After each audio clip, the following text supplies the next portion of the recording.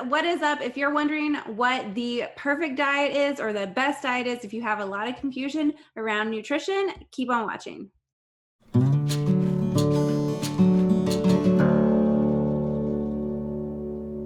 So it never fails. Every few days, I'll get some kind of question related to what is the best diet, who should I listen to for nutrition advice.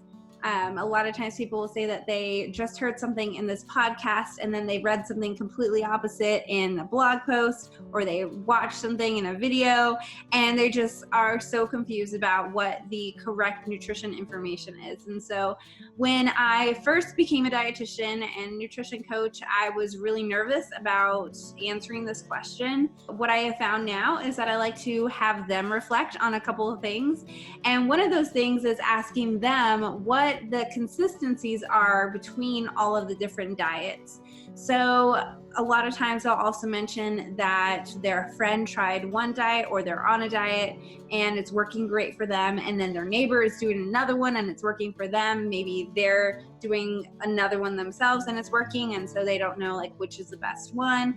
And so I again like to bring them back to what the consistencies are between the diets.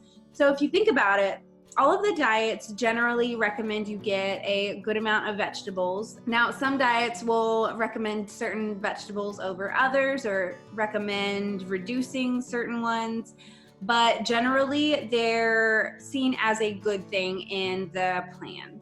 Another thing that diets recommend pretty consistently is to prepare your own meals rather than eating out, like eating at a restaurant or getting fast food, things like that. And along the same lines, they generally recommend you eat more whole foods, less amounts of foods that are highly processed. And then they also kind of lean on the idea of being more mindful of what you're eating. If they don't say that out loud, you're still like thinking about the foods, and so just kind of being aware more of what you put in your body. So as I have kind of taken that approach and asked people the consistencies that they've seen, it's been really helpful to see that kind of light bulb switch or turn on in their mind, and how they can see the consistencies and kind of answer some of their own questions and remember that down the line. So much of the confusion is really unnecessary. Yes, there are differences, but the foundation, we know what a healthy diet is. So overall, food should be good for the body, should be good for the environment, the world, the earth,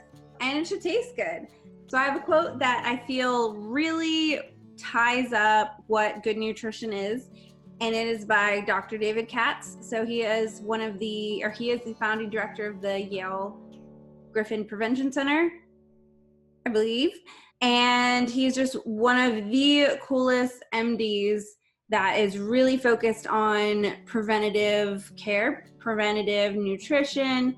He's super smart. So he has a quote, and it says, "The weight of evidence strongly supports a theme of healthful eating while allowing for variations on that theme. A diet of minimally processed foods, close to nature, predominantly plants, is decisively associated with health promotion and disease prevention." So we know what a healthy diet is. And then within those foundations, there is room for that variation. And that's why we do see a lot of people on different plans get to better health markers, start feeling better, and on and on. One of the things that just drives me crazy is when there is a specific study going on, they find a little bit more detailed information about something nutrition related, and then the media will just take that and run with it. And then after that, people are either for a specific food or against it. And the fundamentals of good nutrition does not change with a new study. It does not change every time a study makes headlines. That was something that I had to learn myself. I've been really interested in nutrition since I was a teenager. I would spend my time looking online, reading as much information as I could about nutrition. So I get it. I understand when something hits the media. I understand it when there's this big nutrition study that comes out and might be a little bit confusing. But we need to remember that the foundations of good nutrition, like we know what those are. We know what a healthy diet is. There's so much in nutrition that we don't know, but I feel like people can miss the forest for the trees. They're just so zoomed in and so like want to know a specific thing, which is great, but it prevents them.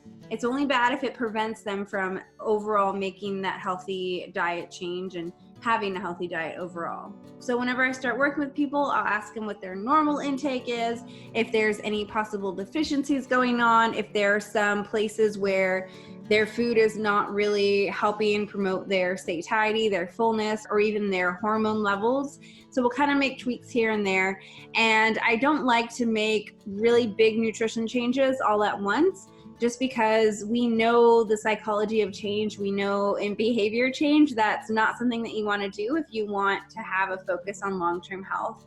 And so making those small changes is really helpful while we begin to work on some of those longer-term habits and skills and knowledge that they'll be able to fall back on down the line. So something else that I wanted to briefly talk about is the term holistic. I have a holistic approach to nutrition. The definition for holistic is, or holistic care in Free Dictionary, is a system of comprehensive or total patient care that considers the physical, emotional, social, economical, and spiritual needs of the person. So it's talking about looking at a problem or an issue from all of these different viewpoints rather than just one like conventional way.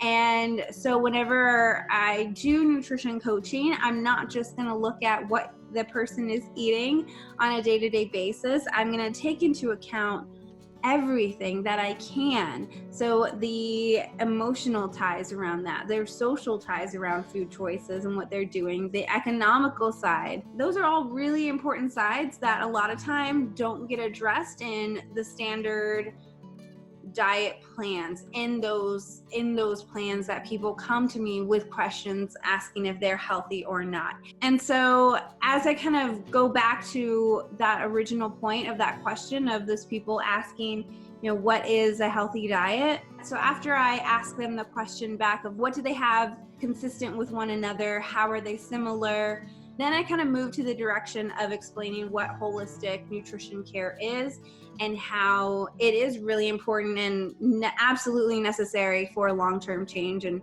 for long-term health. And that's one of the primary reasons why I left my clinical job working in a hospital. I had a very comfortable job working as a clinical dietitian, and it was great. I loved my coworkers, but I couldn't stay there because I was not able to take all of the pieces that I needed to and that I wanted to in order to help people to make really long-term change and really help them with their relationship with food. So if you ever hear me talk about how I take a holistic approach to nutrition, that's what I'm talking about. And that's about it. So this is a pretty short video, but I will be back. Please go ahead and subscribe and hit the bell icon so that you'll be notified when I upload a new video. All right, I'll see you guys later. Bye.